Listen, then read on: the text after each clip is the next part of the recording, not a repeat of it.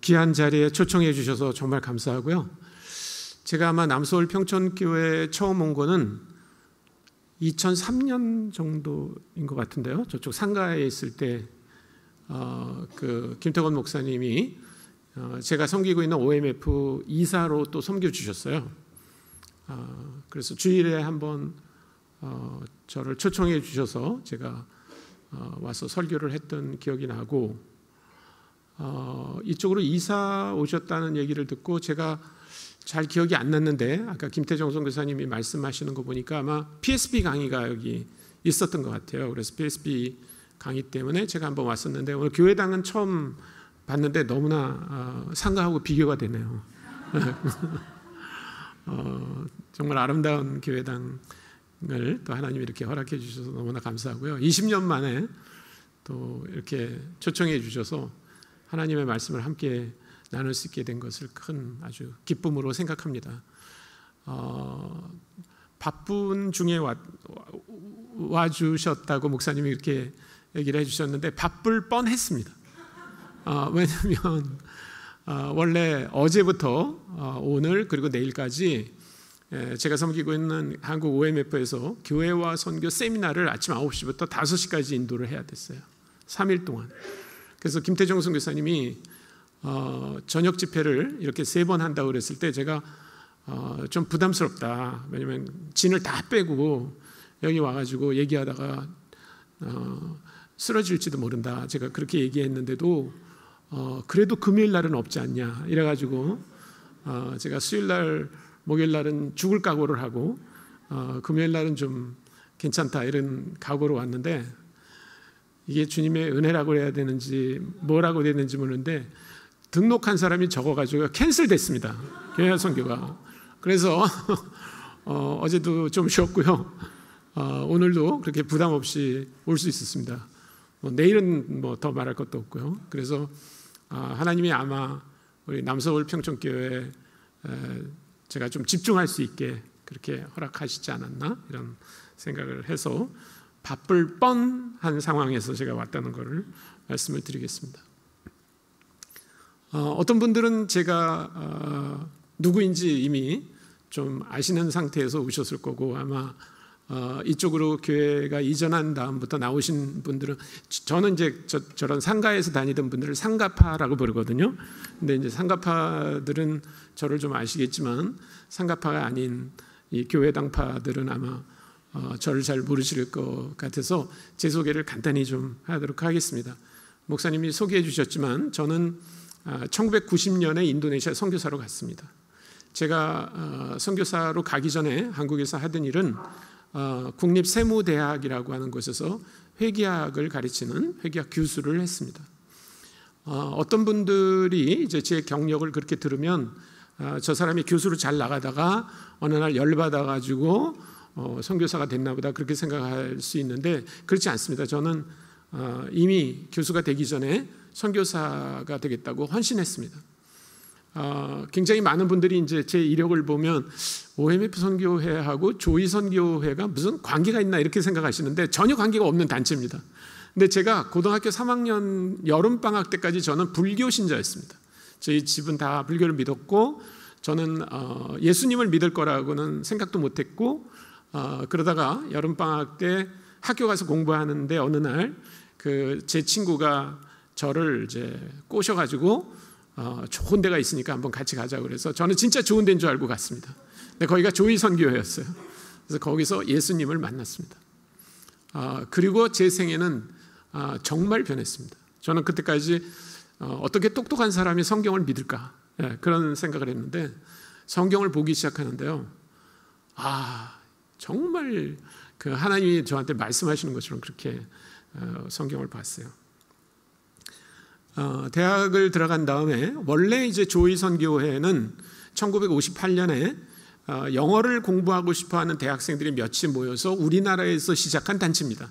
CCC나 뭐 IBF나 내비게이터나 이런 단체들은 되게 외국에서 이미 그런 사역을 하던 단체들이 들어왔는데 조이는 그렇지가 않습니다. 이름은 외국 단체 같지만 1958년에 그 아주 대학에 갓 들어간 몇몇 학생들이 모여가지고 우리가 영어를 하자. 그래서 아예 모임이 처음에는 영어로 시작됐습니다. 그래서 주일날 오후 2시에 이렇게 모였는데 각자 이제 자기 교회에서 예배 드린 다음에 모여가지고 저도 가보니까요, 모임에 그 모든 순서가 다 영어로 돼 있어요. 사회도 영어로 보고, 찬송도 영어로 하고, 성경도 영어로 읽고, 설교도 영어로 하고요. 심지어는 게임도 영어로 했어요. 네. 근데 그 당시만 해도 그 영어로 이렇게 한국에서 설교할 수 있는 분이 많지 않았어요. 그래서 그 늘 저희 모임에 와서 그 설교를 해준 분이 누구냐면 외국에서 온 선교사님들이었어요. 미국 선교사님이나 영국 선교사님이나 호주 선교사님이나 이런 분들이 와서 설교를 영어로 했습니다. 그런데 여러분, 선교사들이 오면 무슨 설교를 하나요? 선교에 관한 얘기를 하죠. 예. 그래서요, 그 당시 제가 대학 학번으로는 74학번인데 그 우리나라의 교회에서는요, 그 당시에 선교에 대한 이야기를 그렇게 많이 듣지 못했어요. 그런데 저희는 매일 앉아서 듣는 게 선교에 관한 얘기였습니다. 그래서 어느 때부턴가 제 마음속에요, 그래, 선교를 해야지. 선교 하나님 제일 기뻐하시는 건데 당연히 나는 선교사가 돼야지. 그런 생각을 너무나 자연스럽게 했어요. 저는 그래서 가끔 그게 헷갈립니다. 어떤 젊은 그 청년들이 저한테 와서 선교사님은 어떻게 선교사가 됐어요? 이렇게 말을 하면 할 말이 없는 거예요. 그냥 너무나 자연스럽게 저는 언제부턴가 그래, 나는 선교사야. 나는 선교사로 살 거야. 선교사 될 거야. 이런 생각을 했기 때문에 뭐 좀 한번 그런 일이 있었으면 얼마나 좋겠어요. 막 이러면서 이렇게 나가고 막 이래야지 좀 할 말이 있잖아요. 기억도 나고. 근데 저는 기억이 안 나요. 언제부턴가 제 마음속에 저는 그냥 선교사다. 예. 그래서 제가 그때부터 안 하기로 한 게 있어요. 결혼을 안 하기로 했습니다. 왜냐면 저희 조이에 와가지고 그 선교사님들이 이렇게 자기 사역지를 얘기하는데요, 너무나 엽기적인 거예요. 선교지가. 네. 그래서 제가 저기는 나 혼자는 갈 수 있지만 가족을 데려가면 큰일 나겠다, 이런 생각이 들어가지고요, 결혼을 안 하기로 했어요.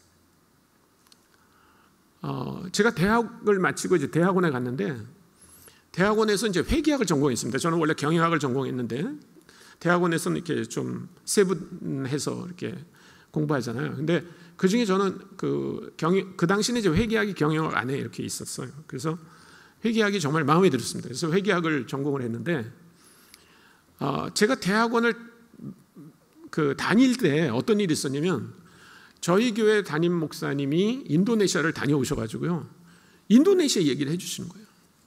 근데 저는 그 전에 인도네시아에 대해서 잘 몰랐어요. 근데 그날 저녁에요, 저녁 예배 때 목사님이 들려주시는 말씀이요, 하나님이 저한테 하는 말씀 같았어요. 그분이 저한테 인도네시아에 대해서 두 가지 사실을 알려주셨는데, 하나는 뭐냐면 인도네시아는 모든 주민이 자기 주민등록증에 종교를 적어가지고 다닌대요. 근데 제가 그 말을 들은 지 한 15년 정도 후에 인도네시아를 갔는데 진짜 그러더라고요. 지금도 인도네시아 모든 국민은 주민등록증을 갖고 다니는데요, 거기에 종교난이 있어요. 종교난이. 네. 그래서 그 기독교, 가톨릭, 이슬람, 불교, 힌두교 그 5 중에 하나를 반드시 선택해야 돼요. 종교가 없는 사람은 없어요. 네. 두 번째는, 그런데 전 국민의 85%가 이슬람교를 믿는다는 거예요. 그러니까 아기가 태어나면 그냥 자기 부모는 그 아이의 어떤 의지와 상관없이 이슬람 부모는 이슬람이라고 적고, 그러니까 85%의 주민은 계속해서 이슬람교로 남는 거예요. 예, 그러면서 그 목사님이 아주 조용한 목소리로, 뭐 흥분하지도 않고, 누군가 가가지고 그분들에게 예수 그리스도가 누군지 알려줘야 되지 않겠냐, 그렇게 얘기하시더라고요. 그래서 제가 마음속으로 주님께 기도했어요. 하나님, 저를 거기 보내주세요. 제가 거기 가겠습니다. 진짜 겁도 없었죠. 그리고 저는 하나님이 반드시 저를 인도네시아에 보낼 거다, 그렇게 믿고 있었어요. 근데 대학원을 마칠 때 어떤 일이 벌어졌냐면 두 가지 일이 벌어졌는데요, 제 생에. 하나는 전국적으로 회계학과가 생기기 시작했어요. 그래서 회계학을 가르칠 사람이 없는 거예요. 저는 그때 석사만 마쳤는데도 강의해달라는 데가 막 여러 군데가 나왔어요. 그래서 일반 회사에 취직하는 것보다 강의하는 게 좋겠다. 그래서 이제 강의를 시작하게 됐고요. 또 한 가지 일은 뭐였냐면 저는 결혼하지 않기로 했잖아요.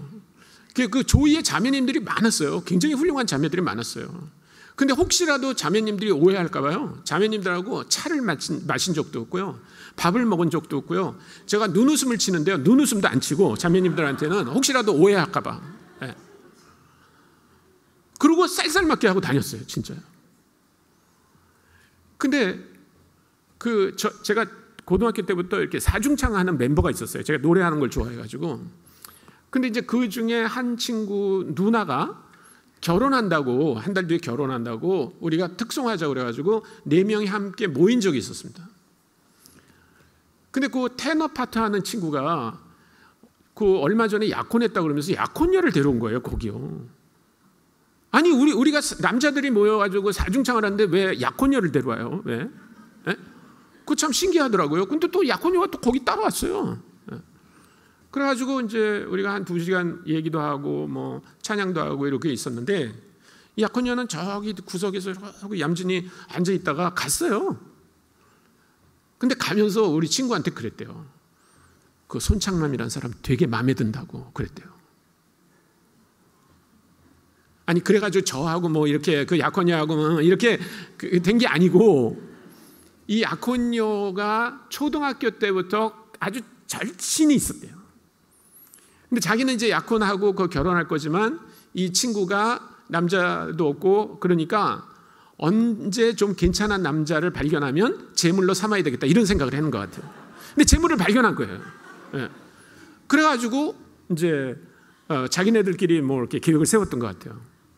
드디어 그 누나 결혼하는 날 이제 우리가 축가를 하러 갔는데 거기 그 약혼녀가 나타났더라고요. 깜짝 놀랐어요. 왜 약혼녀가 왜 우리 친구 누나 결혼식에 와요? 근데 혼자 온 게 아니라 그 여자를 또 데려온 거예요. 그래가지고 결혼식 끝나고 났는데 저하고 그 여자를 다방에다 집어넣고 얘기해보라는 거예요, 둘이. 네? 근데 무슨 얘기를 합니까? 그래서 제가 하도 기가 막혀가지고, 근데 저는 그냥 진짜 등 떠밀려서 간 건데 가만히 보니까 이 여자분은 그게 소개팅 하는 줄 알고 온 것 같아요. 머리도 막 이렇게 하고 오고, 옷도 뭐 이렇게, 네, 좀 다르게 하고 오셨더라고요. 근데 제가 그 양반한테 얘기를 할 건 뭐냐면 저는 결혼 안 할 건데 이렇게 얘기해야 되는데, 아니, 결혼하기 위해서 소개팅 하러 온 여자한테 그렇게 하면 너무 잔인하잖아요. 그래서 제가 알아서 기라고, 제가 저에 대해서 잘 모르시죠? 그러니까 잘 모르죠. 그러더라고요. 그래서 저는 인도네시아 선교사가 될 겁니다. 이렇게 말했어요. 그렇게 말하면 이제 가방 들고 그냥 네, 잘해보세요 이러고 가야 되잖아요. 근데 이 여자가 눈이 둥그레지더니 이러더라고요. 저는 중국 선교사가 될 건데요. 그러더라고요.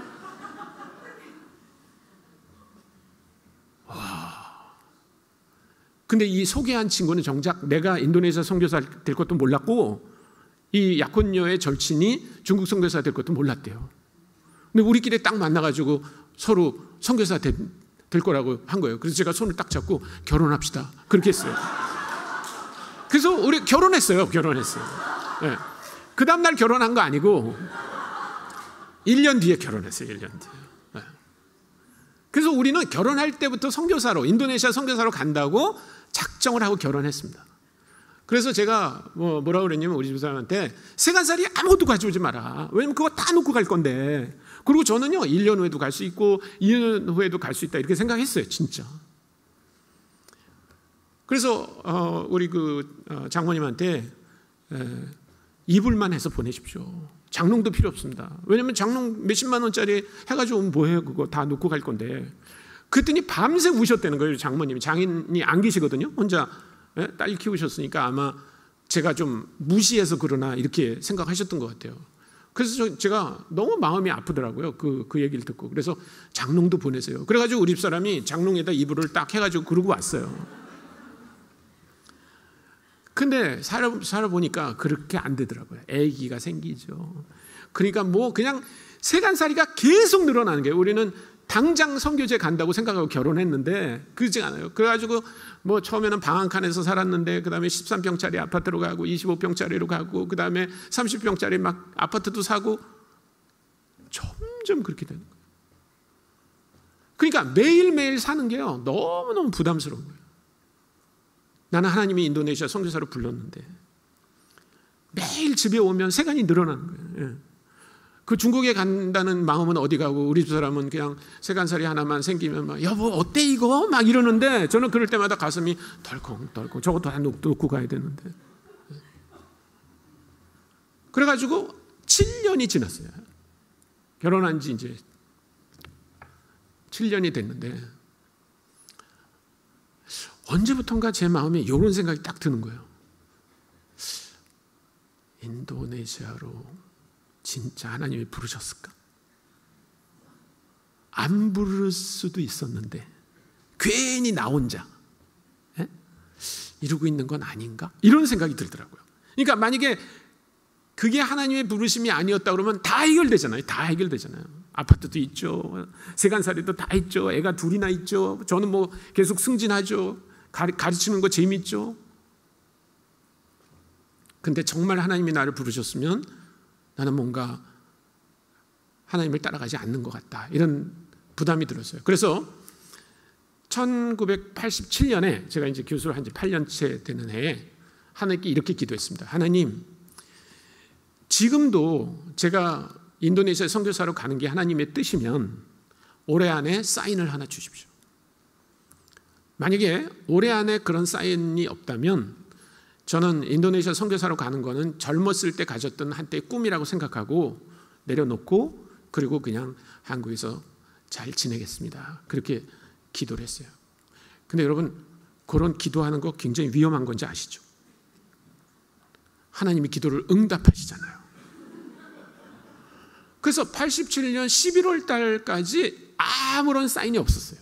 아무런 사인. 이제 한 달만 지나면요 저는 선교 끝 이러고 살 뻔했어요. 근데 12월 첫째 주에 저희 집에 손님이 한 분이 오셨어요. 그래서 그분하고 차 마시다가 제가 이런 기도를 하고 있습니다라고 얘기를 했어요. 그랬더니 이분이 내가 인도네시아 선교사님 한 분 아는 분이 있다고. 그러면서 그분 주소를 줄 테니까 그분한테 편지를 해보라고 그러더라고요. 그래서 제가 그분한테 편지를 했어요. 그분이 자카르타에 계셨는데 저는 지금 대학에서 회계학을 가르치고 있습니다. 저는 대학원 다닐 때 인도네시아 선교사가 되겠다고 그렇게 헌신했습니다. 저 같은 사람이 인도네시아에 필요할까요? 뭘 준비하고 갈까요? 이렇게 이제 편지를 했어요. 뭐 그분도 저를 모르고 저도 그분을 모르죠. 근데 그분이 제 편지를 받자마자 답장을 보냈어요. 근데 뭐라고 보냈냐면 인도네시아 정부는 선교사 비자를 주지 않습니다. 그래서 그분이 이제 OMF라는 단체의 선교사였는데 OMF 모든 선교사들은 여기 있는 나를 포함해서 모든 선교사들은 전부 대학에서 뭔가를 가르치고 있습니다. 왜냐하면 정부는 선교사들이 뭘 가르치겠다 그러면 교수 비자는 잘 줍니다. 그러면서 나는 가짜 교수인데 당신 진짜 교수니까 여기 딱이라고. 빨리 오라고. 할렐루야. 너무 감사했어요. 저는 그 전까지 한 번도 제가 한국에서 하던 일을 선교지에서 할 수 있다는 생각을 해본 적이 없어요. 근데 제가 대학원 마치고 한국에서 한 일은 오직 하나밖에 없습니다. 대학에서 회계학 가르친 것밖에 없는데 하나님이 그것이 인도네시아의 선교사로 갈 수 있는 가장 적절한 방법이라는 사실을 알려주셨어요. 그래서 제가 그 편지를 딱 읽고 제 머릿속에 딱 떠오른 단어가 하나 있었습니다. 빼박. 하나님이 나를 아주 인도네시아로 보내시기로 작정을 하셨구나. 그런 생각을 했어요. 그래서 감사하게 이제 대학을 그만두고 저는 신학을 안 했습니다. 목사가 아니에요. 그렇지만 이제 그 인도네시아 상황이 그렇게 대학 교수로 와서 선교할 수 있다 그러니까 기쁜 마음으로 이제 OMF라는 선교 단체에 갔는데 그 OMF라는 단체는 혹시 여러분들이 잘 모르실까봐 뭐 조금만 설명을 드린다면 저희 단체는 허드슨 테일러라는 분이 시작하셨어요. 그분이 시작할 때는 중국에서만 사역했습니다. 중국 내지선교회라고 하는 단체로. 그랬다가 1950년에 그 중국이 공산화되면서 모든 선교사들이 다 중국에서 철수해가지고 이 동아시아에서 사역을 하기 시작했습니다. 그래서 이름도 OMF로 이렇게 바꾼 거예요. 그러니까 원래 이름은 CIM이었습니다. China Inland Mission이었어요. 그랬다가 지금은 OMF라고 하는데 그 OMF 선교회에 이제 갔습니다. 왜냐하면 그 자카르타에 있던 선교사님이 우리 OMF 선교사였어요. 그래서 저도 뭐 굳이 다른 단체를 알아볼 필요도 없겠다 그렇게 생각해서 갔는데 우리 이사님들이 이제 고민이 좀 많으셨던 것 같아요. 제가 그 10번째 멤버인데 우리 한국 OMF에서 파송된 9번째까지 모두 다 신학 공부한 목사님이었어요. 근데 저만 이제 그렇게 신학도 안 하고 목사도 아닌 사람이 오겠다고 하니까 그러면 훈련을 받고 가라. 그래서 저한테 저기 양천구 목동에 가면 해외 선교 훈련원이라는 곳이 있습니다. 영어로 Global Missionary Training Center라고 그래서 GMTC라고 부르는데요. 그래서 거기서 1년 동안 훈련을 받고 그리고 이제 인도네시아에 갔는데 인도네시아 중에서 저는 어느 도시로 갔냐면 족자카르타라고 하는 도시로 갔습니다. 줄여서 족자라고 부르는데요. 그 도시는 자바섬의 중앙에 있습니다. 중부 자바라고 하는. 근데 그 도시에 갔을 때 하나님께 더 감사했어요. 왜냐하면 그 도시의 인구가 한 200만 명쯤 됩니다. 그러니까 200만 명의 도시면 어느 정도 규모냐면 수원하고 오산을 합친 것만큼 되는 그런 규모의 도시예요. 근데 가보고 제가 놀란 건 뭐냐면 그 도시에 대학이 100개가 있어요. 그러면 상상해 보세요. 인구 200만인데 대학이 100개가 있어요. 그리고 전체 인구의 30%가 대학생이에요. 그러니까 전국에서 대학을 다니고 싶어하는 학생들이 가장 가고 싶어하는 곳이 족자카르타예요. 그래서 전국에서 학생들이 와서 공부를 하는데 거기 그 대학 중에 두따와짜나라는 대학이 있습니다. 그 대학이 이제 그 OMF하고 이미 좋은 관계를 갖고 있었기 때문에 OMF가 저를 그 대학에 가라 이렇게 보냈습니다. 그래서 제가 두따와짜나 대학에 갔습니다. 이제 총장님을 만나가지고 인사를 했습니다. 제가 손창란입니다. 왜냐하면 제 서류가 이미 왔다 갔다 했으니까요. 그 당시는 인도네시아 사람들에게 한국은 좀 낯선 나라였습니다. 지금은 뭐 굉장히 사람들이 아주 한국을 그 힙한 나라로 그렇게 알고 있어요. 인도네시아 사람들의 그 로망이 한국에 오는 겁니다. 근데 그때만 해도 그렇지 않았어요. 그런데 이 총장님은 되게 저를 아주 반가워해 주셨어요. 그러면서 뭐라 그러냐면 그 선교수가 영어로 회개학을 강의할 수 있겠지만 우리 애들이 영어를 잘 못한다고 그래서 인도네시아 말로 강의를 해달라고 그래서 저한테 1년 동안 인도네시아어를 배우라고 그랬어요. 그래서 1년 동안 인도네시아어를 배웠습니다. 저는 한국에서 인도네시아 사람 한 사람도 만나본 적이 없고요. 인도네시아 말 한마디도 들어본 적이 없어요. 근데 가가지고 인도네시아 말을 1년간 배웠습니다. 그리고 그 인도네시아 말로 회개학을 강의했어요. 죽는 줄 알았습니다. 근데 뭐 하여튼 그 얘기는 나중에 제가 좀 더 하기로 하고 그런데 이제 강의하는 게 제 목표는 아니었기 때문에 늘 기도했습니다. 하나님 사역할 수 있는 기회를 주십시오. 근데 어떤 대학생 2명이 저희 집을 방문할 기회가 있었는데 이 대학생 2명이 전부 뭐에 관심이냐면 영어에 관심이 있는 거예요. 영어예요. 그래서 제가 인도네시아 말로 자기들하고 충분히 커뮤니케이션이 되는 걸 아는데도 계속 영어를 해요. 그래서 갑자기 이런 생각이 들었습니다. 한국 조이도 영어를 하는 친구들에 의해서 시작이 됐는데 혹시 이 친구들이 그런 모임을 시작할 수 있지 않을까 이런 생각이 들었어요. 그래서 물어봤습니다. 혹시 여러분 친구들 중에 이렇게 외국 사람 만나서 영어로 대화하고 싶어하는 친구들이 있냐 하니까 많이 있대요. 많이 있대요. 그래서 그럼 그 친구들을 우리 집에 데려와라. 그럼 금요일 저녁마다 우리 집에서 내가 영어로 게임도 가르쳐 줄 수 있고 영어로 노래도 가르쳐 주고 영어로 바이블 스터디도 하면 어떻겠냐 그랬더니 좋다고 그래요. 그래서 모임을 우리 집에서 하기 시작했습니다. 그런데 너무너무 감사하게 그 모임을 통해서 주님을 영접하는 친구들이 계속 나오는 거예요. 그러니까 처음에는 그 학생들의 관심이 영어였어요. 그런데 나중에 예수님을 알고 나서 이 친구들이 변하기 시작하고 자기 친구들을 더 데려오고 막 전도도 하고 그렇게 하면서 처음엔 5명으로 시작했어요. 근데 그 다음 학기가 되니까 10명, 그 다음 학기가 되니까 20명, 그 다음 학기가 되니까 40명, 50명, 60명 막 이렇게 늘어났어요. 그래서 제가 2001년에 한국 OMF 대표를 맡게 되어서 한국으로 돌아왔습니다. 근데 제가 돌아올 때는 그 인도네시아 조이 모임에 학생들이 한 200명쯤 모였어요. 그리고 그 학생들이 금요일마다 모여서 뜨겁게 찬양하고 또 10명씩 이렇게 나눠서 셀그룹하고 그다음에 훈련 프로그램을 따로 만들어서 훈련하고 하는 그런 일들을 했습니다. 저는 한국에 돌아와서 OMF 사역을 했습니다. OMF 대표로 일을 하다가 이제 대표 임기가 끝나고 동원 사역을 하는데, 동원 사역에 대해서는 제가 마지막 날 조금 더 말씀을 드릴 건데, 그러고 있었는데 그 조이 선교회에서 3년 전에 저한테 전화를 해가지고 이사님 한 분이 대표로 좀 와줄 수 있겠냐. 제가 그때 너무나 좀 당황했습니다. 왜냐하면 제가 나이가 올해 70세입니다. 70세. 그런데 보통 대표를 하는 사람은 40대 후반이나 50대 초반이 하지 저처럼 70 가까이 있는 사람이 하는 경우는 없습니다. 그래서 마치 그 이사님의 말씀이 저한테는 어떻게 들렸냐면, 가브리엘이 마리아한테 찾아가서 네가 아들을 낳을 것이다 그랬을 때 마리아가 이런 느낌이었겠다, 이런 생각이 제가 들을 정도였어요.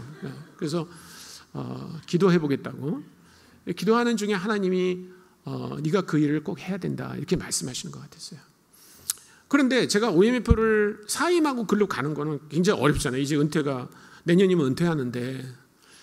그래서 제가 그 타협안을 냈습니다. 그 이사님께 혹시 제가 OMF 멤버십을 갖고 있으면서 OMF 동원 사역을 반하고 그리고 반만 조회에 가서 어려울 때 섬기면 어떻겠냐 그랬더니, 처음에는 이사님이 약간 어려워하시더니 그것도 좋은 것 같다고. 그래서 나는 OMF 이사님들한테 가서 이렇게 가능하겠나 이렇게 여쭤보고, 또 우리 이사님은 조이 이사님들한테 가서 그게 가능하겠나 물어보고, 만약에 양쪽에서 다 좋아하시면 나는 하나님의 뜻으로 알겠다.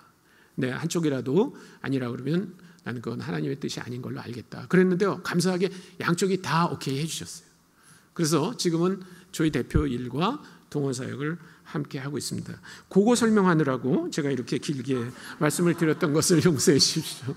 네, 이제부터 진도를 나가야 됩니다.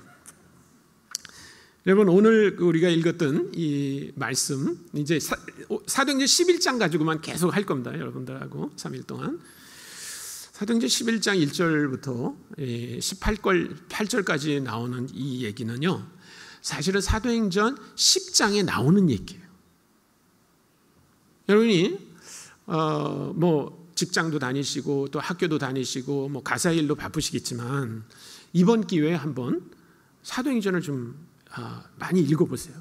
네, 초기부터 이렇게 보시면, 왜 제가 오늘 11장만 가지고, 이번에 11장 1절부터 이제 전체까지 하면 26절까지인데 왜 사도행전 11장만 가지고 저 양반이 저럴까라고 하는 게 이해가 되실 거예요.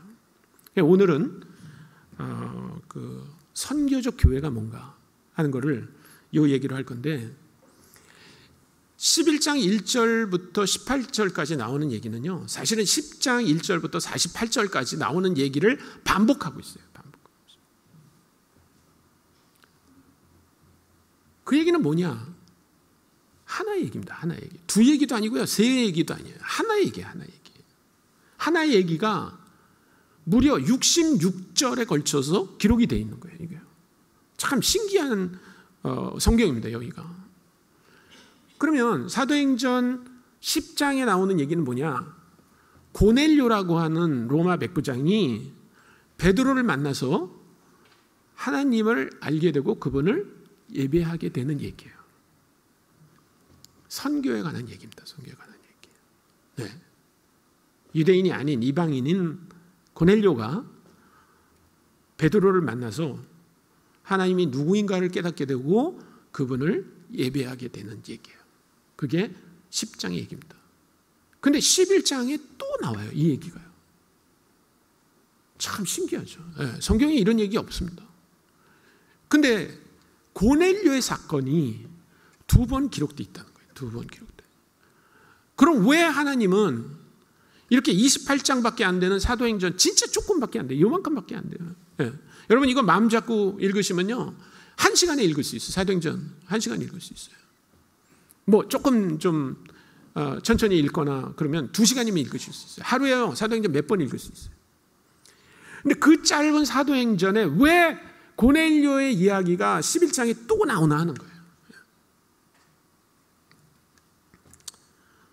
1절을 보겠습니다. 1절. 1절에 유대에 사는 있는 사도들과 형제들이 이방인들도 하나님의 말씀을 받았다함을 들었더니, 무슨 얘기인지 아시죠? 얘기가. 예를 들면 우리 남서울 평촌교회에서 어떤 분들을 사우디아라비아에 선교사로 보냈어요. 그런데 거기 소식이 들려오는 거예요. 뭐라냐면 사우디아라비아에 있는 그 무슬림들 중에 몇이 예수를 믿게 됐다. 그러면 여러분 표정이 어때야 돼요? 여러분, 이거 기쁜 소식이에요? 슬픈 소식이에요? 근데 왜 이렇게 얼굴이 그러세요? 네? 막 난리가 나야 되죠. 야, 사우디아 무슬림들이 예수님을 믿었대. 막 그렇게 난리가 나야죠. 이거 진짜 기쁜 소식이에요. 이거 좀 기뻐하세요. 이게 진짜 기쁜 소식이에요. 왜냐하면 하나님이 태초부터 인간을 창조하실 때부터 모든 이 땅에 있는 민족들이 하나님을 알고 그분을 예배하기를 원하셨어요. 근데 첫 사람부터 실패한 거예요. 아담부터 실패한 거예요. 그래서 하나님이 어떻게 했어요? 아브라함을 불렀어요. 한 가족을 불렀어요. 그래서 뭐라고 얘기합니까? 내가 지시하는 땅으로 가라. 거기서 나를 모르는 사람들에게 내가 누구인지 얘기하라. 알려라. 그리고 그 사람들이 나를 예배하게 하라. 그것이 복이다. 너는 이미 복을 받았고 네가 받은 그 복을 아직 나를 모르는 사람들에게도 흘러보내라 라고 얘기한 거예요. 그래서 이 가족들이 어디로 갑니까? 애굽으로 가요. 그래서 애굽에 가가지고 한 큰 민족을 이루죠. 그 민족을 애굽에서 하나님이 끌어내실 때 출애굽기 19장 5절과 6절에 보면 뭐라고 얘기하고 있어요? 모든 나라와 모든 인간이 다 나에게 속한 것이다. 모든 세계가 나에 속한 것이다. 그런데 내가 너희로 하여금 제사장 나라가 되게 하겠다. 이렇게 얘기하셨어요. 근데 이스라엘은 성공해요? 실패해요? 실패해요. 자기네들만 하나님을 예배하는 사람들이라고 생각해요. 그래서 선지자들을 계속 보냅니다. 선지자들을 통해서 무슨 얘기를 하시냐면요, 너희가 잘못 살고 있다라고 얘기하지만 또 우리가 생각해야 될 게 뭐냐면 너희만 하나님 사랑하시지 않는다. 모든 민족을 사랑하신다. 그 얘기를 계속 하세요. 선지서를 통해서. 그리고 드디어 예수님이 오셨어요. 그래서 제자들에게 뭐라고 얘기했어요? 너희는 모든 민족에게 가서 이 복음을 전파하라 라고 얘기했잖아요. 그런데 1절은요, 그렇기 때문에 굉장히 기쁜 소식이고 하나님이 가장 원하던 소식이에요. 그러면 기뻐해야죠. 요즘은 뭐 그런 복음 찬송을 별로 안 하지만요, 제가 한 20년 전 그때쯤 아주 많이 부르던 찬송이 있어요. 뭐 예수님 기뻐 노래하시네 열방이 주께 돌아올 때, 예수님 기뻐 춤추시네 열방이 주께 돌아올 때. 그 찬송 맨날 했잖아요. 그럴 때 찬송 그냥 앉아서 했나요? 막 이러면서. 그 일이에요, 그 일. 그런데 놀라워요. 2절을 보면요, 베드로가 예루살렘에 올라갔을 때 할례자들이 비난하여 이르되 내가 무할례 집에 들어가 함께 먹었다 하니. 여러분, 1절이 어떻게 시작한다고요? 기쁜 소식이에요. 어마어마하게 기쁜 소식. 막 성도들이 서로 붙들고 막 춤추고 노래하고, 야, 사우디아라비아의 무슬림들이 하나님을 알고 예배한대. 막 이런 게 있어야 되잖아요. 그런데 그 교회 성도들은요, 싸늘해요. 싸늘해요. 베드로가 고넬료의 집에 가서 고넬료가 준 밥을 먹었대? 고넬료 할례 받았어? 무할례자 집에 들어가서 무할례자가 먹는 밥을 먹는다고? 할례자가? 그 교회의 생각은요, 온통 그것뿐이에요. 온통 그것뿐이에요. 그래서 베드로를 비난했다고 생각해요. 비난했다고 기록하고 있어요. 여러분, 이 모습이 누구의 모습일까요? 이 모습이 누구의 모습일까요? 아까도 얘기했지만 왜 하나님은 이 얘기를 10장에서 끝낼 수 있는데 왜 11장에 다시 언급하시는 거예요? 왜? 그래서 고넬료가 4절에 보면 이렇게 말합니다. 베드로가 그들에게 이 일을 차례로 설명하여, 차례로, 영어로 orderly라고 합니다. order이라는 말이 뭐예요? 이렇게 순서대로요. A, B, C, D 이렇게 설명하는 게 orderly예요. A에다가 E에다가 C에다가 D에다가 이렇게 하는 거는 orderly가 아니에요. 차례대로 이렇게 설명하는 게 orderly예요. 근데 여러분, 베드로가 어떤 사람인지 아시죠? 베드로에게 가장 안 어울리는 단어가 이거예요. 차례로. 여러분 요즘은 다 MBTI 검사 하시죠? MBTI 검사에 제가 볼 때는 베드로는 S가 없는 사람이에요. S가 없어요. N. 보면 몰라? 그리고 뿡 뛰어가는 사람. 거의 이게 없는 사람. 그래서 예수님이 그 무리를 쫙 걸어올 때 정상적인 사람은 어떻게 해야 돼요? 무서워해야죠. 근데 베드로는 뭐라고 그래요? 나도 걷게 해주십시오. 그게 제정신이에요? 근데 제가 볼 땐 예수님도 약간 제정신이 아니신 것 같아요. 그래서 걸어라 그랬어요. 그래서 베드로가 걷다가 제정신이 나니까 어떻게 됐어요? 들어왔어요. 베드로는요 거의 이렇게 순서대로 생각하고 그러는 사람 아니에요. 그런데 여러분 놀랍지 않습니까? 이 4절에 베드로가 이것을 설명할 때 차례로라는 얘기를 해요. 차례로. 근데 그 차례가 뭐냐면 10장에 나오는 얘기를 그대로 다시 하는 거예요. 그대로. 제가 오늘 시간이 많으면 10장 얘기를 좀 여러분하고 더 하고 싶은데 그냥 간단하게 여기 나와 있는 대로만 얘기를 하겠어요. 자, 어떤 사건이었냐면 가이사리아라고 하는 곳에 고넬료라고 하는 로마 백부장이 살고 있었어요. 이 사람은 할례받은 사람은 아닙니다. 그러나 하나님을 두려워할 줄은 아는 사람이었어요. 그래도 이 유대인들의 눈에 보면 이방인입니다. 이방인. 그리고 베드로는 엿바라고 하는 도시에 있었어요. 이 거리는 한 60마일 정도 떨어져 있으니까 우리식으로 한다 그러면 거의 100km 가까이 이렇게 있는데 저는 지금 하남에 살거든요. 하남에 사는데 여기는 더 지나가야 될 것 같고 아마 하남에서 안성 정도 가는 그런 길인 것 같아요. 근데 이 사람들이 그 베드로를 데리러 엿바까지 갑니다. 근데 여러분 이거를 만약에 누가 그 연극을 만든다 그럽시다. 그러면 그 연극에서 이제 하려고 하는 얘기는 뭐냐면 베드로라고 하는 사도가 고넬료라고 하는 이방인을 만나서 하나님이 누군지를 얘기해주고 고넬료가 예수를 믿게 되는 그게 이 연극의 처음부터 끝이에요. 그러면 시나리오를 쓸 때 두 가지 방법이 있을 거예요. 하나님이 나타나가지고 베드로에게 얘기합니다. 베드로, 이게 시나리오 A예요. 베드로에게 나타나가지고 베드로야, 너 그동안에 나 믿느라고 고생 많이 했지? 그럼 베드로가 이렇게 하겠죠. 근데 고생 한 번만 더 해라. 뭡니까? 너 저 가이사랴에 고넬료라고 하는 사람이 있어. 그 사람이 이방인인데 너 그 집에 들어가서 복음을 전해라. 그 사람 할례 받았습니까? 할례 받지 않았어. 그래도 가. 너 먹어보지 않은 음식 줄지도 몰라. 돼지 줄지도 몰라. 그래도 먹으면서 복음 전해. 자, 그래서 베드로가 고넬료의 집에 갔다. 이게 시나리오 A예요.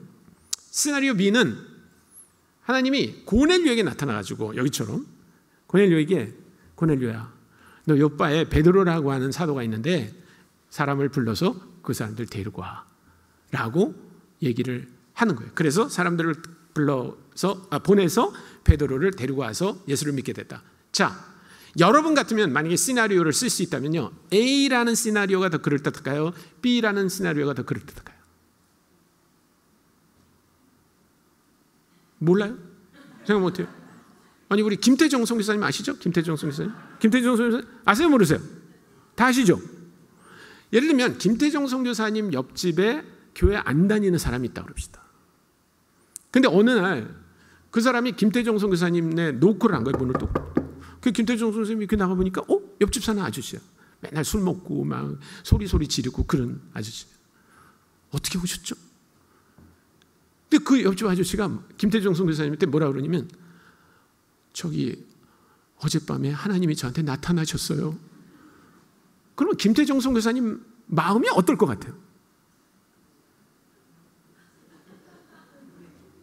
김태정 선교사님 솔직히 말해봐요. 하나님이 나타나신 적이 있어요? 하나님이 나타나가지고 태정아 이렇게 말한 적이 있어요? 한 번도 없는데, 김태정 선교사님한테는 하나님이 한 번도 나타난 적이 없는데, 아니 그 개차반 옆집 아저씨한테 하나님이 나타났다는 거예요.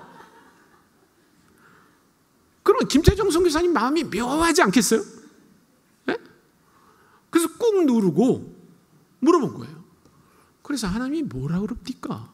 그러니까 너 옆집에 그 선교사인 거 알아? 그러니까 잘 모르겠지만 하여튼 뭐 이상한 그런 거 같아요.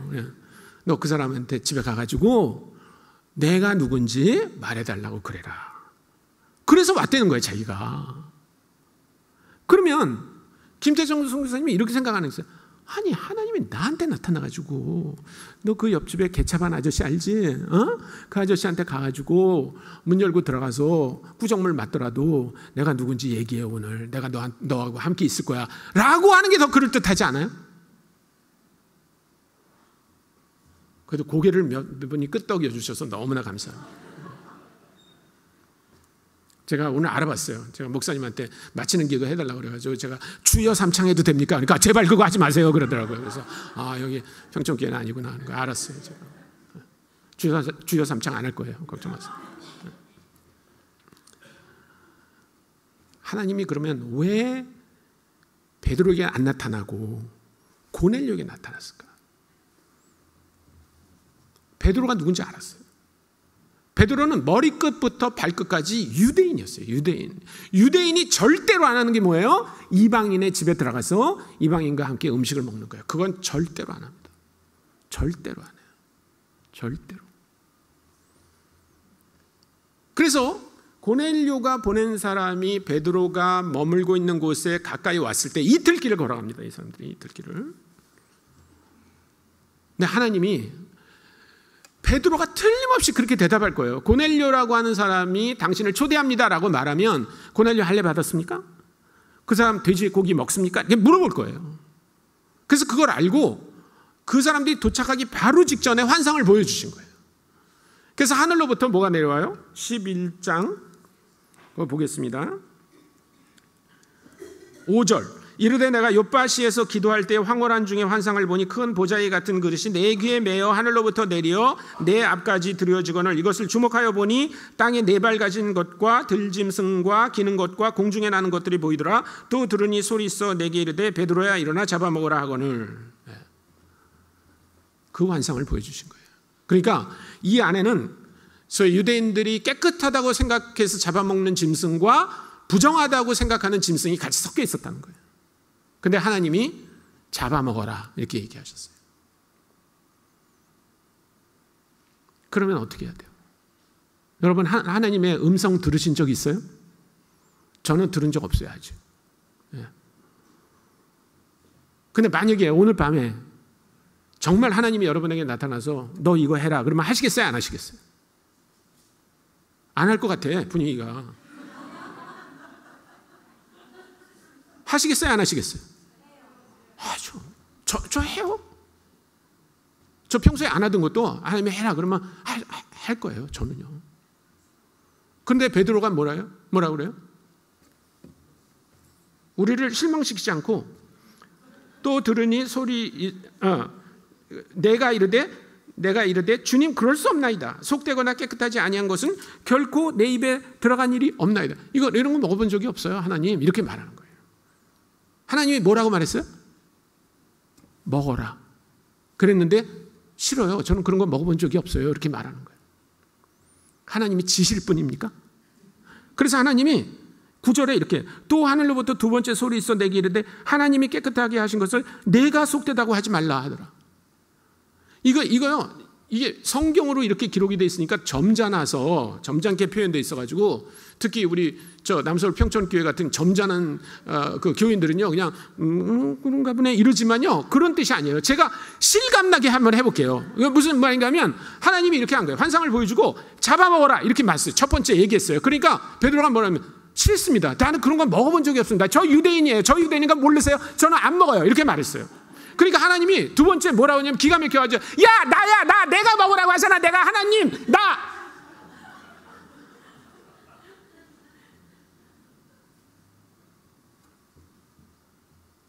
내가 볼 때는요 하나님이 기가 딱 막히신 거예요. 하나님이 여러분 베드로는 하나님 잘 믿으려고 감옥에도 가고 두드려 맞고 욕먹고 그런 사람이에요. 그런데 하나님이 나타나가지고 하나님이 환상을 보여주고 직접 소리를 내가지고 베드로야 이거를 먹어라 그러는데 베드로가 아니요 저는 안 먹어요 이렇게 말하는 거야. 그러니까 하나님이 기가 막혀가지고 두 번째 뭐라면 야 내가 먹으라고 하잖아. 나 하나님 나 그래도 안 먹어요. 대단하죠.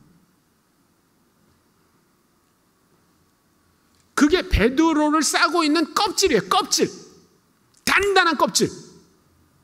그게 유대인이라고 하는 정체성. 유대 문화라고 하는 그 껍질이 딱 자기를 붙들고 있어가지고요. 절대로 못하는 거예요. 절대로 못하는 거예요.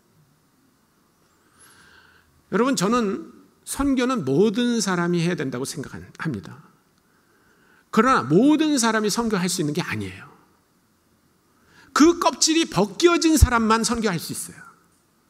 그 껍질이 단단히 붙어있는 한 아무리 자기가 무슨 노력을 해도요 그건 선교 아니에요. 한국 분들도 마찬가지예요.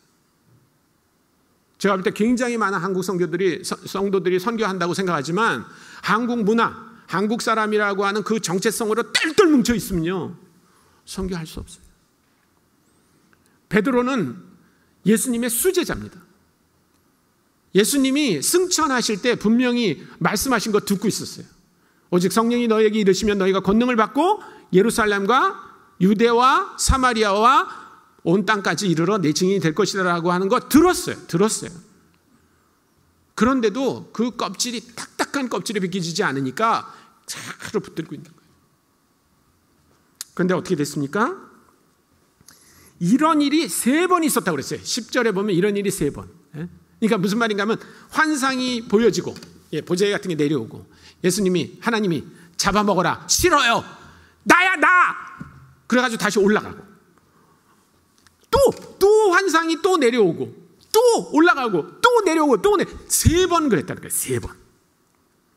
그러자 베드로가 야 이거 정말 이상한데 이렇게 생각했다는 거예요. 마침 11절입니다. 마침 3사람이 내가 유숙한 집에 서 있으니 가이사랴에서 내게로 보낸 사람이라. 성령이 내게 명하사 아무 의심 말고 함께 가라 하시매 이 6 형제도 나와 함께 가서 그 사람의 집에 들어가니 그가 우리에게 말하기를 천사가 내 집에 서서 말하되 내가 사람을 욥바에 보내어 베드로라는 시몬을 청하라. 그가 너와 내 온 집이 구원받을 말씀을 내게 이르리라 함을 보았다 하거늘 내가 말을 시작할 때 성령이 그들에게 임하기를 처음 우리에게 하신 것과 같이 하는지라. 내가 주의 말씀에 요한은 물로 세례를 베풀었으니 너희는 성령으로 세례를 받으리라 하신 것이 생각났노라. 그런즉 하나님이 우리가 주 예수 그리스도를 믿을 때 주신 것과 같은 선물을 그들에게도 주셨으니 내가 누구이기에 하나님을 능히 맡겠느냐 하더라. 그들이 이 말을 듣고 잠잠하여 하나님께 영광을 돌려 이르되 그러면 하나님께서 이방인에게도 생명 얻는 회개를 주셨도다 하니라.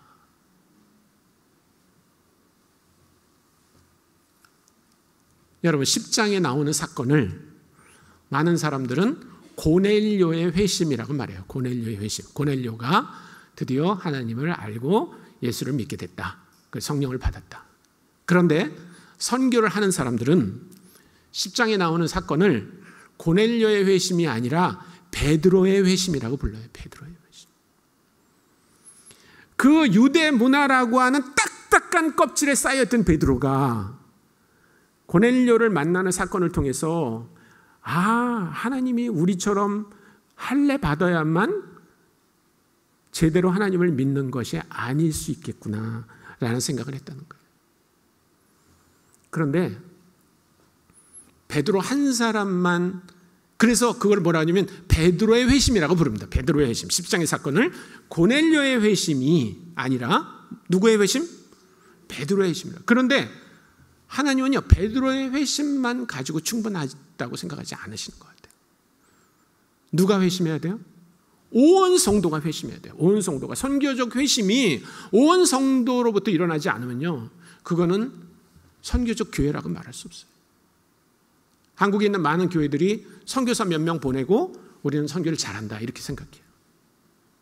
아니요, 그렇지 않습니다. 오늘 우리 여자 성도님들한테만 제가 질문할 테니까 대답을 잘 해주세요. 여러분 집에 양궁 다 있죠? 양궁? 양궁 있어요? 양궁이 없다고요? 양궁이 없다고요? 양궁, 이거 쏘는 거 있잖아요. 양궁이 없어요? 아니 여러분, 우리나라가 여자 양궁 세계 대회에 가면 다 금메달 따는 거 아세요? 모르세요? 그럼 누가 양궁을 쏜다는 얘기예요? 우리나라에서.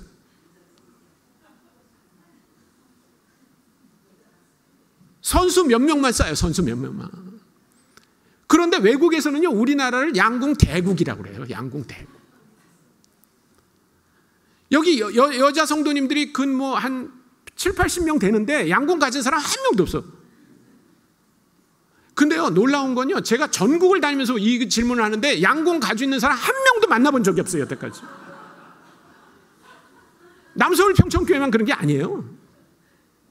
나는 양궁을 가지고 집에 가지고 있는 사람 만나본 적이 없어요. 근데 우리나라에서는 계속 여자 양궁 세계 1위야. 지난 30년 동안. 우리나라 선교도 똑같아요. 굉장히 많은 사람들이 한국이 선교 대국이라고 그래요. 선교 대국. 근데 선교에 대해서 거의 몰라요. 그냥 일반 성도님들은. 심지어는 예를 들면 우간다의 기독교인이 82%예요. 그건 몰라요. 그래서 우간다만 갔다 오면 선교제 갔다 왔다 그러는 거예요. 기독교인이 82%인 나라에 가는데 거기 선교제라고 그래요? 우리나라 몇 퍼센트예요? 우리나라 95%?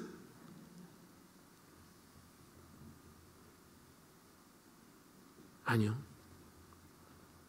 모든 성도의 선교적 회심이 중요해요. 예루살렘에서 베드로 하나가 선교적으로 회심하는 거가 하나님의 목표였다면 사도행전은 10장에서 끝났어야 돼요. 근데 11장에서 다시 그 지난한 설명을 다시 해요. 차례대로 베드로의 입을 통해서 어떤 일이 있었는가를 얘기하는 이유가 뭐예요? 18절에 나오는 그 성도들의 그 반응이에요. 하나님이 그렇게 하셨군요. 하나님이 뭘 하기를 원하세요? 유대인의 껍질 속에 있는 복음이 아니라 유대인의 껍질이 벗어지고 헬라인들과 이방인들과 로마 사람들이 자기네 문화 형태로 복음을 받아들일 수 있다는 사실을 모든 성도들이 인정하게 했다는 것. 저는 1990년에 인도네시아로 파송됐어요.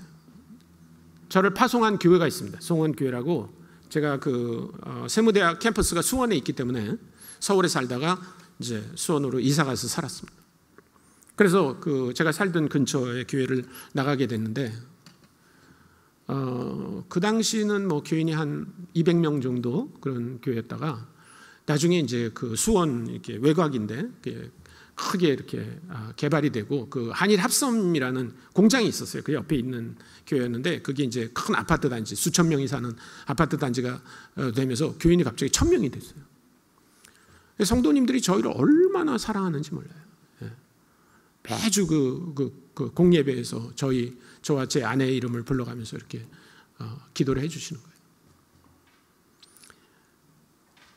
근데 작년인가 재작년에 저를 선교 주일날 불러가지고 저한테 설교를 하라고 그랬는데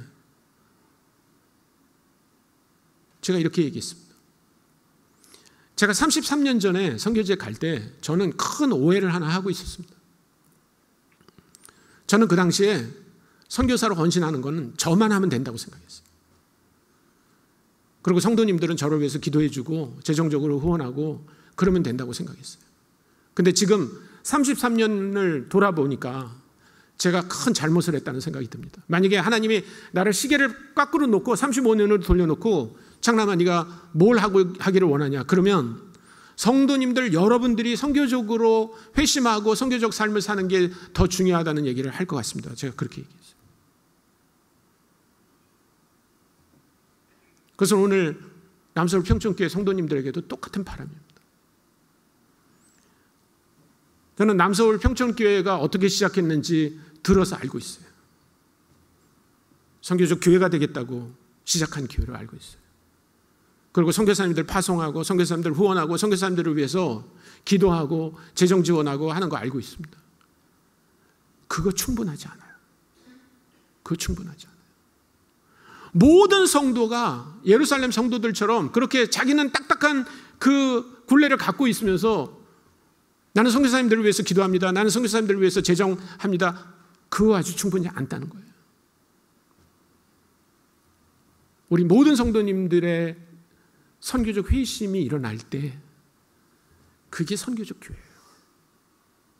선교적 교회란 선교 많이 하는 교회가 아닙니다. 선교사를 많이 보내는 교회가 아닙니다. 선교 헌금 많이 하는 교회가 아닙니다. 모든 성도가 예외 없이 그 예루살렘에서 베드로가 고넬료의 집에 갔다 왔다는 소식, 그 깊은 소식을 들어도 기쁨이 없던 그 성도들 마음이 18절에 완전히 눈처럼 녹아버리면서 아 그렇다면 그것은 하나님이 하신 일이네요. 그걸 우리가 어떻게 막겠습니까? 누가 그것을 막으리요? 거기에 동의하고 그런 삶을 살아내는 교회가 되는 것, 그것이 선교적 교회예요. 여러분 예루살렘 교회가 얼마나 변했는지 아세요? 예루살렘 교회가 변한 얘기 하나만 하고 오늘 너무 늦어서 마무리를 하도록 그렇게 하겠습니다. 자, 11장 22절을 보겠습니다. 원래 내일 모레 우리가 이 부분을 좀 다룰 건데요. 오늘 미리 한 부분만 좀 얘기를 하겠습니다. 19절부터 제가 다시 읽어드릴게요.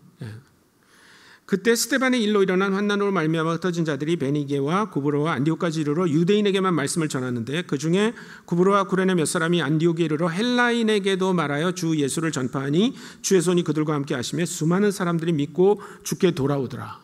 이거 진짜 놀라운 성경 본문입니다. 이 본문 여러분 절대로 잊지 마세요. 11장 19절부터 21절 이 말씀은 여기 흩어진 사람들이 안디옥에 가서 유대인에게만 복음을 전하는 게 아니라 할례 받지 않은 헬라인들에게 복음을 전했다는 거예요. 여러분 이거 대단하지 않습니까? 예? 앞에 얘기하고 너무나 어울리잖아요. 얘기가. 그렇죠? 그래서 21절에 보면 주의 손이 그들과 함께 하심에 수많은 사람들이 주께 돌아왔다. 그렇게 돼 있어요. 네, 이 사건은 내일 그다음에 내일 모레 좀 더 얘기할 건데 22절 보십시오.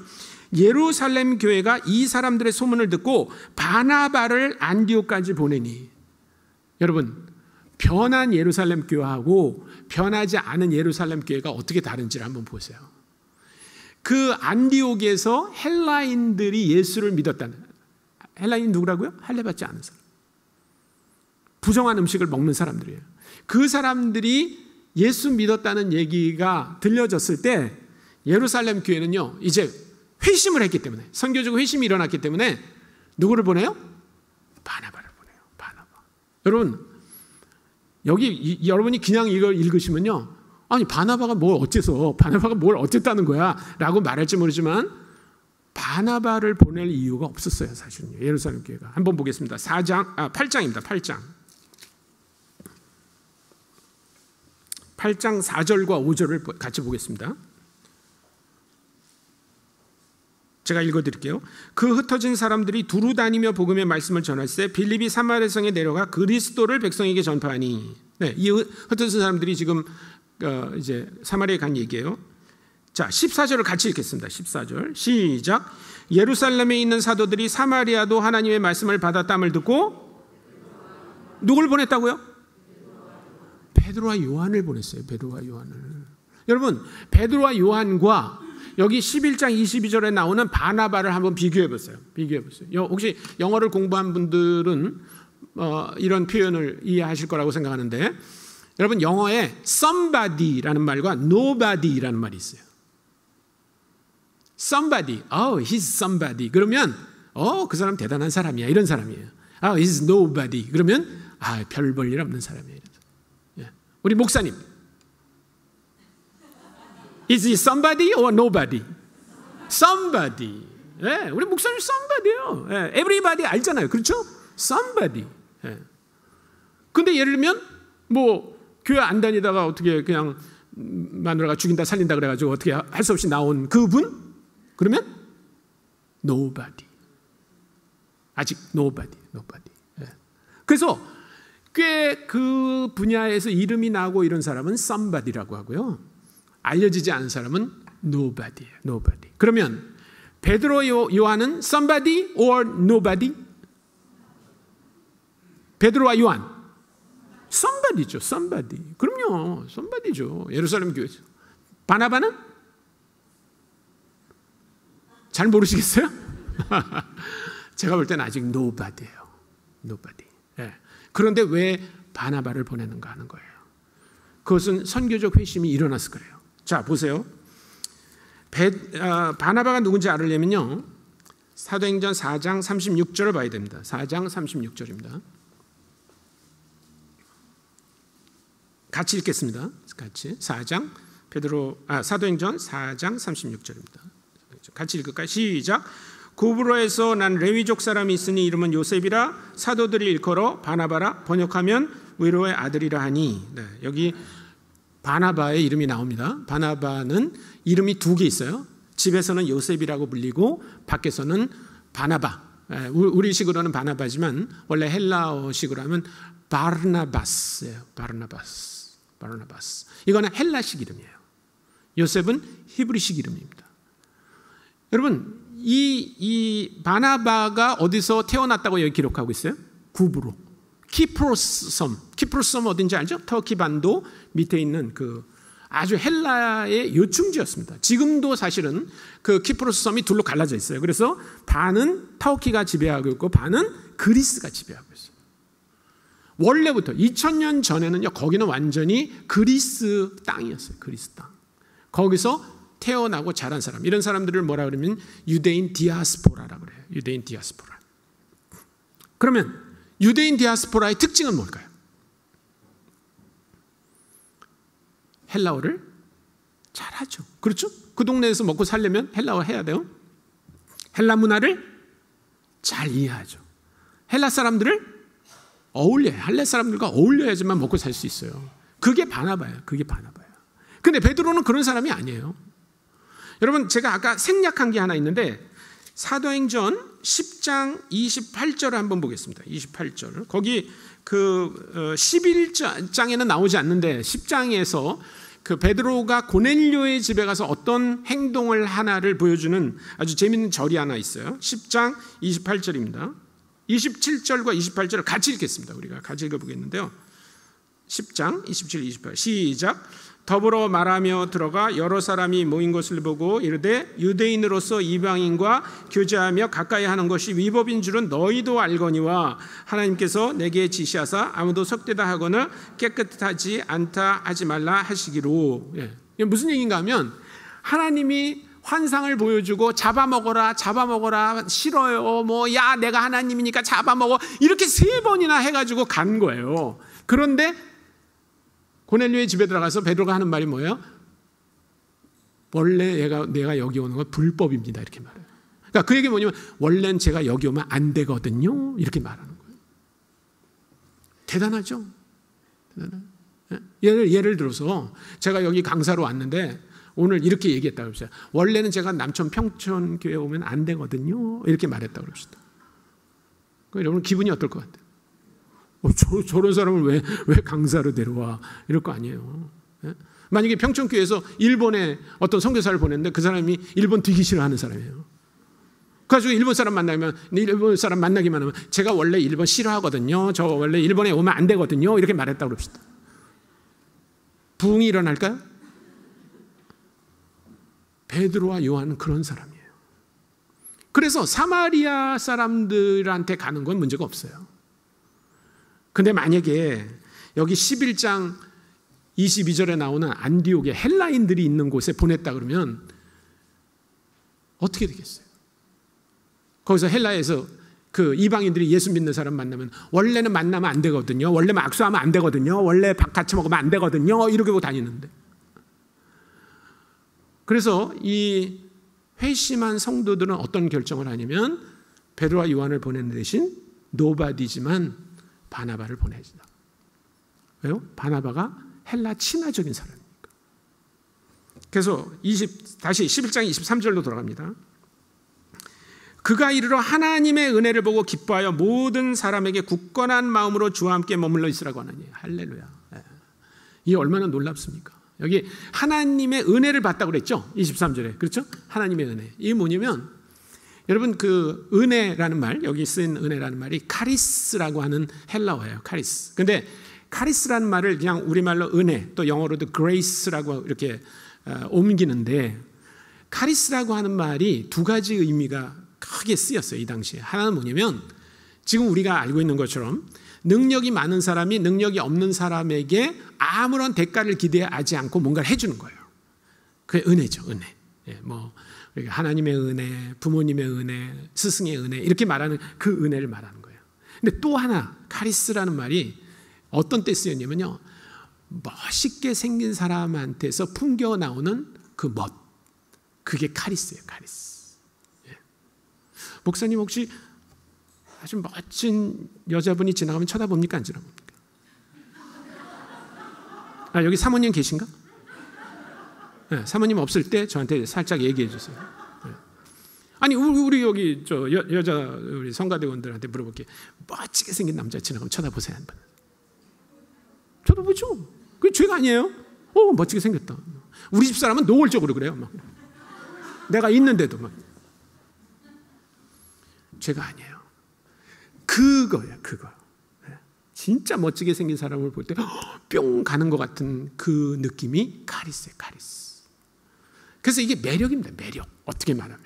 그러니까 베드로와 요한 같은 사람이 와서 할례도 받지 않고 부정한 음식을 먹고 율법도 지키지 않는 그 이방인 배경의 그리스도인들을 봤다면 야, 이 사람들 갈 길이 머네 라고 생각했을지 몰라요. 그런데 선교사의 눈을 갖고 있었던 이 바나바의 눈에는요, 뿅 가는 거예요. 뿅 가는 거예요. 선교사의 눈을 갖고 있어요, 이 사람. 저희 단체가 원래 중국 내지 선교였다고 그랬죠? CIM. 그 중에 제임스 아담이라고 하는 선교사가 있었어요. 그 사람은 그 묘족, 중국어로는 마오족이라고 하는데 그 부족에게 가서 복음을 전하기로 했어요. 여러분 그 당시 중국 내지 선교의 선교사들이 중국에 가려면 배를 타고 갔습니다. 비행기를 타고 가기야. 그럼 얼마 걸리는 줄 아세요? 5개월, 6개월 걸려요. 그리고 상해에 도착해가지고 자기가 섬기려는 그 내지까지 걸어가면요 2달, 3달, 4달도 걸려요.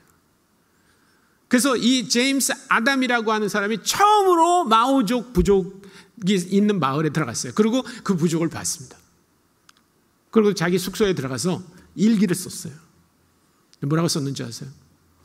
나는 오늘 하늘 아래서 가장 아름다운 사람들을 보았다. 이렇게 썼어요. 등산객이나 여행객이 지나가다가 마오족을 봤다면 그렇게 썼겠어요? 아니요. 자기의 생애를 걸고 복음을 전하고 싶어하는 그 부족을 보는 순간 선교사의 눈을 갖고 있는 제임스 아담은 그렇게 말하는 거예요. 나는 오늘 하늘 아래 가장 아름다운 사람들을 보았다. 바나바는 그런 눈을 갖고 안디옥에 왔어요. 그리고 그 헬라인들을 섬기기 시작했습니다. 그래서 24절에 보면 바나바는 착한 사람이요 성령과 믿음이 충만한 사람이라 이에 큰 무리가 더해지더라. 그래서 이제 이후에 사건들이 쭉 전개가 됩니다. 오늘은 그 뒤까지 가지 않고 이 뒷부분은 내일 모레 다시 여러분들과 다루도록 하겠습니다. 오늘 제가 여러분께 부탁드리고 싶은 것은